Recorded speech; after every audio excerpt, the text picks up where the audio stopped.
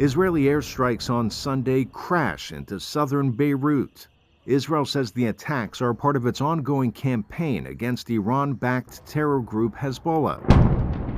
Meanwhile, a residential building in Israel has its side blown out following an attack of more than 185 rockets throughout the country launched by Hezbollah in Lebanon.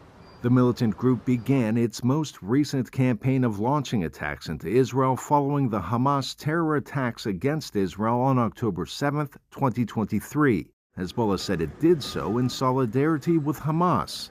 Both Hamas and Hezbollah, designated terror groups by the United States, are part of Iran's so-called axis of resistance against Israel. Israeli strikes into Lebanon so far killed more than 40 Lebanese soldiers, collateral damage for which Israel's military expressed regret. But pressure continues climbing for a ceasefire deal between the nations, and the European Union pledged more than $200 million in support of Lebanese armed forces while seeking an end to the war. We must pressure the Israeli government and maintain the pressure in Hezbollah to accept the U.S. proposal for a ceasefire. This was agreed. This proposal is pending with the final agreement with the Israeli government. As cross-border fire continues, Lebanon's caretaker prime minister accused Israel of sending a direct and bloody message rejecting all efforts to reach a ceasefire. The weekend's ongoing hostilities come along with news of the disappearance-turned-killing of an Israeli rabbi in the United Arab Emirates. Social media video emerged of Rabbi Zvi Kogan just days before his disappearance. Israeli Prime Minister Benjamin Netanyahu called Kogan's death a criminal, anti-Semitic terrorist attack.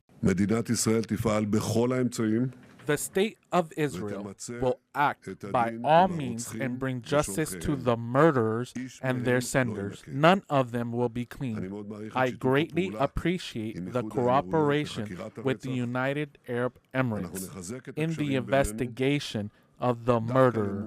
We will strengthen the ties between us in the face of the attempt of the axis of evil to harm peaceful relations.